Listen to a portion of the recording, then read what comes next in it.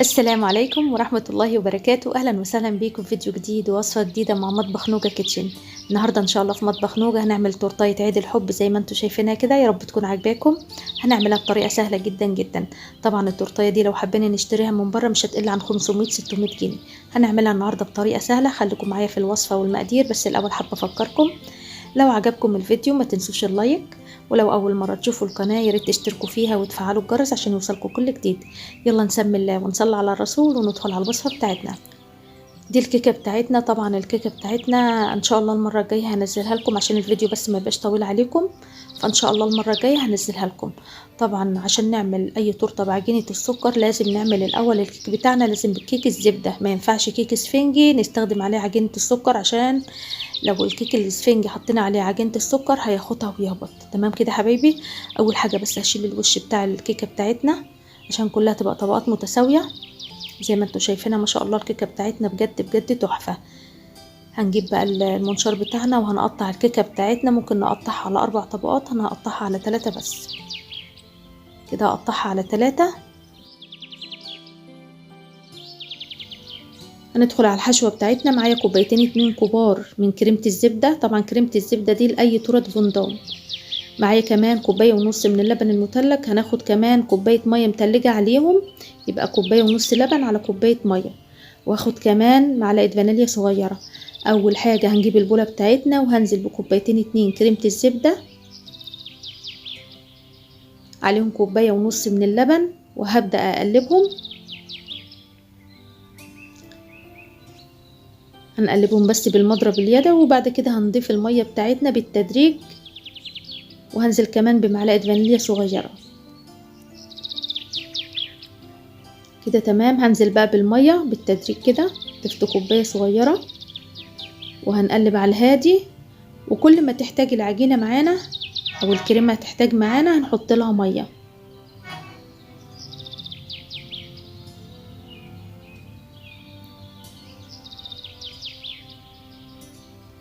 طبعا كده محتاجه معانا هنحط لها برضو حوالي نص كوبايه كمان.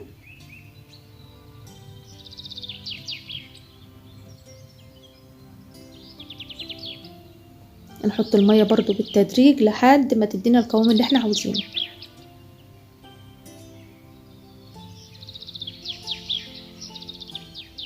يبقى كوبايتين 2 من كريمه الزبده عليهم كوبايه ونص من اللبن، وخدت كمان كوبايه من الميه.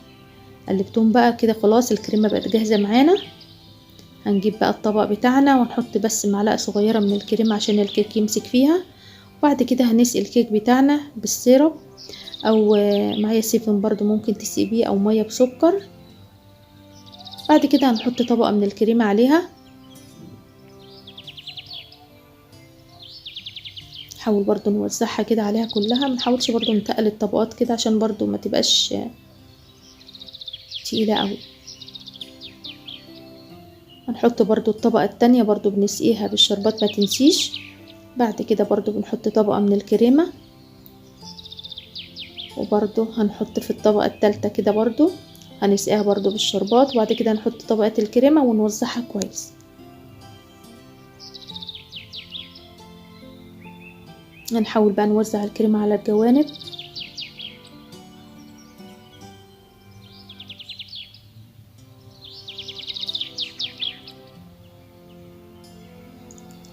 طبعا الكيكه اللي معانا ديت كيكه الزبده، ما ينفعش كيك اسفنجي نستخدم فيه عجينه السكر خالص. لو استخدمنا عجينه السكر في الكيك الاسفنجي الكيك هياخدها وهيهبط خالص، مش هتبقى متماسكه معانا. فطبعا لما نيجي نعمل اي تورت فندق لازم تكون بعجينه الزبده بكريمه الزبده، ولازم تكون كيكه الزبده نفسها. كده تمام. هحطها بقى في التلاجة لحد ما تسقع معانا وتمسك كويس. ويلا بينا نشوف العجينه بتاعتنا. العجينه بتاعتنا هنستخدم النهارده اللون الاحمر والاسود. طبعا عجينه السكر دي بنبقى جايبينها بتبقى ناشفه شويه، فبنحتاج نطريها عشان برضو نعرف نشكلها الاشكال اللي احنا عاوزينها. لكن بتبقى جامده شويه كده، نقطعها قطع صغيره كده ونحاول بقى نطري جزء جزء منها.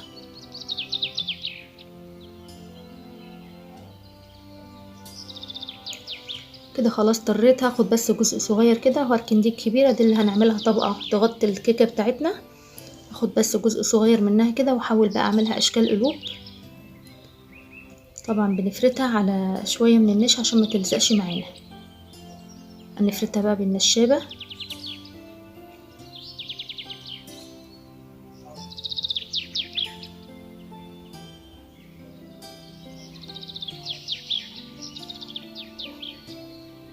تفرديها بالعرض، ممكن تفرديها بالطول وتقطعيها زي ما انتي عاوزة. المهم عايزين نشكل بس اشكال قلوب صغيرة كده زي ما انتم شايفينها كده. برضو هنفردها لازم تكون رفيعة معانا، ما تكونش سميكة. حاولي بقى ترفعي على قد ما تقدري. هقسمها بقى على 3 اجزاء زي ما انتم شايفينها كده. بعد كده هنجيب بقى الاشكال بتاعتي، في اشكال ورد، في اشكال قلوب زي ما انتم عايزينها. هنجيب بقى شكل القلب اللي معايا ده، هنشكل بيها زي ما انتم شايفين الشكل بتاعها. بس برضو بتضغطي عليها جامد عشان تقطع معاكي الشكل اللي انتي عاوزاه. هقطع بقى شريطين من دولت، وبعد كده هخلي شريط هقولكوا هنعمل بيها ايه. كده تمام. هجيب بقى الشريطة الاخيرة هنقطعها بقى على هيئة شريطة طويلة كده، بس لازم تكون متساوية زي ما انتم شايفينها، وهقسمها نصين. بعد كده هنجيب بقى العجلة اللي انتوا شايفينها دي، عجلة مشرشرة كده بتخلي الحروف عاملة زي ما تكون متسرفلة، تبقى شكلها حلو قوي. وهنعمل 7 من تحت كده، وهنعمل برضو في التانية كده برضو.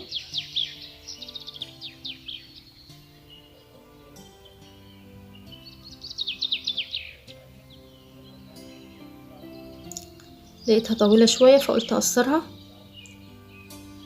طبعا هنعمل الفيونكة ده، الشراشيب اللي بتبقى نازلة من الفيونكة. هاخد برضو قطعة من عجينة، ودي برضو CMC، دي بودرة كده بتثبت العجينة معايا على اي شكل تشكليها بتثبت معاكي. هنحاول بس نخلي العجينة تشرب البودرة دي عشان تبقى متماسكة معانا، ونطريها برضو على قد ما نقدر. بعد كده هفردها برضو، هنحط نشا تحت عشان ما تلزقش في الرخامة.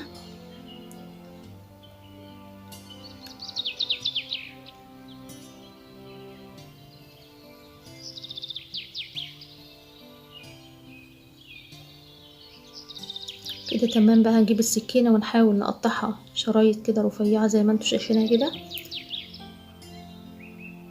هنعمل بقى الفيونكة بتاعتنا. برضو هنجيب العجلة بتاعتنا دي بتعمل شكل حلو قوي من على الحرف، عاملة زي ما تكون متسرفلة كده تمام. هنتني بقى الحرفين على بعض زي ما انتوا شايفين كده. هنضغط بقى من النص. طبعا البودرة اللي احنا حطيناها دي بتثبت العجين زي ما انتي عاوزاه، بتشكلي بيها زي ما انتي عاوزة. بنضغط عليها بس من النص كده. عايزين نخليها بقى مفتوحة كده، هنجيب ورقة او منديل بنحاول نحطها من قلب عشان تاخد الشكل اللي احنا بنشكله بيها. هنحط منديل من جوه او ورقة، مجرد ما تنشف هتديك الشكل اللي انتي عاوزاه. هنجيب بقى قطعة عجينة تانية نلفها في النص،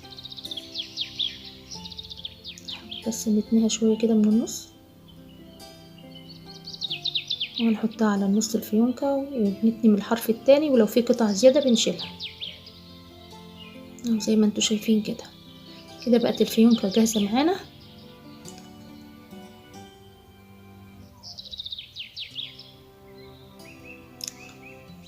ده برضو شكل نجوم صغيرة، بس تقريبا الكاميرا مش موضحاها جامد. برضو بتقطعي نجوم صغيرة كده، هوريها لكم برضو في الاخر وهقول لكم هنعملها ازاي. هنعمل بقى الشريطة اللي هنلفها على التورتة. خدت قطعة برضو من العجينة السوداء كده وفردتها زي ما انتوا شايفينها، برضو بنسويها كلها سوا واحد. وهنجيب برضو العجلة بتاعتنا المشرشرة دي، بنعمل برضو على الخطوط كده على الحروف، تظبط لك بقى شكل العجينة من على حرف، بتديها شكل حلو قوي كده. هنركنها وهنجيب بقى القطعة الكبيرة اللي احنا هنغلف بها التورتة نفسها، وهنفردها زي ما انتوا شايفين. طبعا بنفرد شوية من النشا عشان خاطر العجينة ما تلزقش في الرخامة، وبرضو وانت بتفردي بتحطي شوية برضو من النشا على النشابة كده عشان ما تلزقش معاك، وما تقلقيش خالص السكر او النشا اللي محطوطة على العجينة ده طبعا بيروح خالص في الاخر. طبعا كل شويه بنتاكد اذا كانت لزقت ولا ما لزقتش، فكل شويه لازم نحط شويه كده من النشا تحتيها عشان ما تلزقش في الرخامه. كده تمام. هنجيب بقى الرول وهنلم العجينه بتاعتنا كده. ده رول كان عندي مكان ورق زبده او ورق فويل، اي حاجه عندك. لميت العجينه عليها كده، وبعد كده طلعت التورته من التلاجة بعد ما سقعت معايا. هفرد بقى عجينه السكر عليها. طبعا النشا اللي على العجينه ده كل ده بيروح في الاخر خالص. نحاول بقى نضغط على العجينه مع التورته كده، بس ما تضغطش جامد. طبعا بيبقى لها مكوى مخصوص تجيبيها برضو من عند مستلزمات الحلواني، بتظبط لك كل ده. فطبعا يلا مش مشكله، يعني الجيش قال لنا اتصرفوا بايدينا كده. هنحاول بقى نظبط العجينه كده تمام. شلت بقى العجينه الزايده ديت، وبعد كده احطها بقى على الدوره بتاعتي عشان اظبطها اكتر. النشا بتاعتي راحت ازاي. لو فيها اي حاجه خالص برضو، لو فيها اي حاجه كده متعصى عليها من فوق، ممكن بقى بالفرشه انت بتشيليها كده تمام. هنجيب بقى الشريطه بتاعتنا، الشريطه اللي احنا عملناها، الشريطه السوداء، وهنلفها كده مقاس التورته بالظبط. وطبعا الزياده بنشيلها.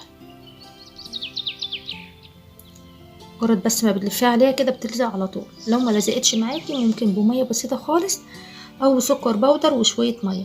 طبعا الفيونكه الحمراء اللي احنا عملناها طبعا مش هتمشي معايا خالص، لان هيبقى احمر في احمر فمش هينفع. فعملت فيونكه سودا، لقيتها بصراحه احلى بكتير.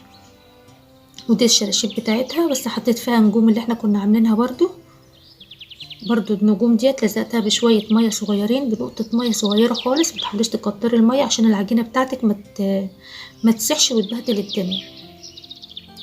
لزقتها كده. برضو لو فيها اي سكر او اي مش عارفه معلق ليه معايا السكر، لو فيها اي نشا او فيها اي حاجه طبعا بنشيلها بالفرشه.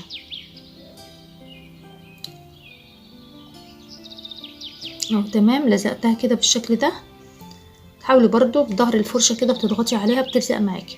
ودي قلوب انا عملتها برضو، كنت عامله قلوب بالعجينه السوداء، في قلوب عجينه حمراء. وحطيت برضو النجوم عليها كده. هوريها لكم دلوقتي هنعملها ازاي.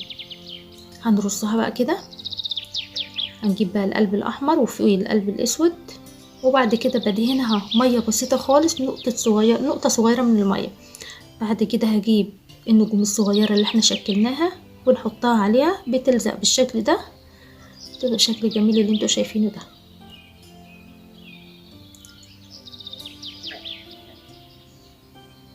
طبعا بقى في مطرح النشا بتبقى ساعات باينه كده في العجينه، بالفرشه بتبقى منديه ميه بسيطه خالص، وبتحاولي بقى تمسحيها بالفرشه بتطلع معاكي بكل سهوله.